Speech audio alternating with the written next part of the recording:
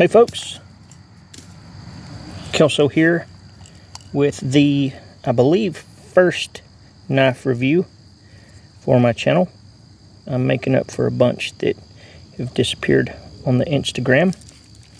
But last month's knife of the month was the Bear Forest Knives, the Bear. You can see it here. The Bear. And I ran this blade all month last month, and I have specific set of tasks that I just call normal use that I run this thing through, and then I do some edge retention tests and just EDC this thing and use it for anything and everything. The blade itself is overall length is about 9 3/8. It's right in there pretty close. The blade, I'm gonna say, is about 4 5/8. The handle is going to come in at about 4 5/8.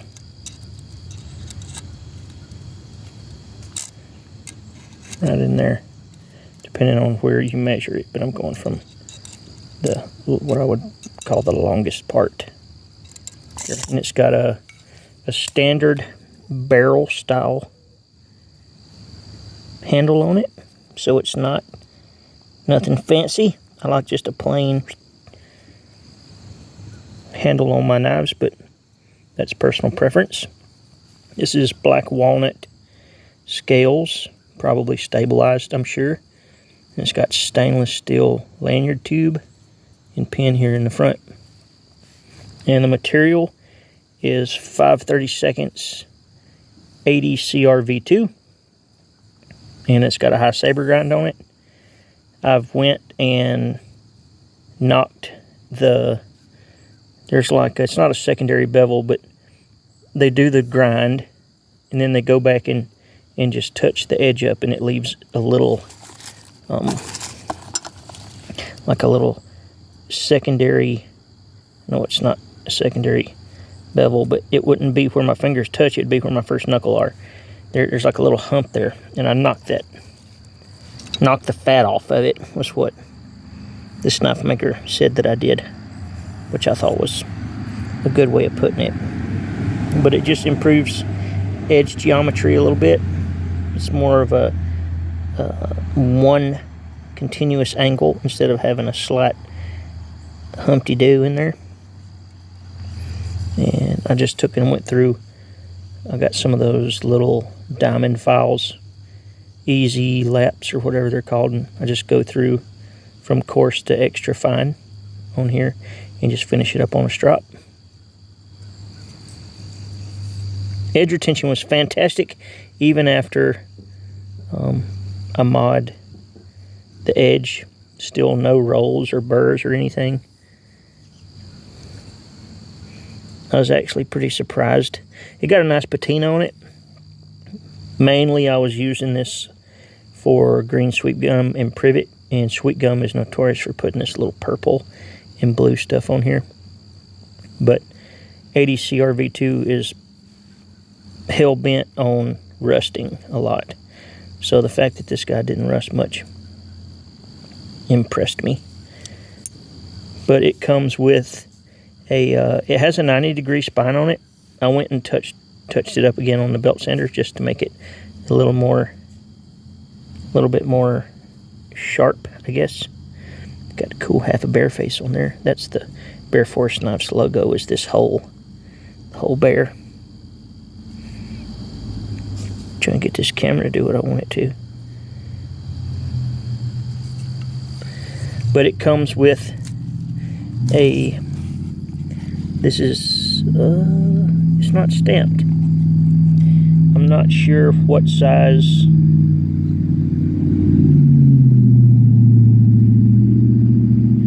Let the car, well, let all the cars go by.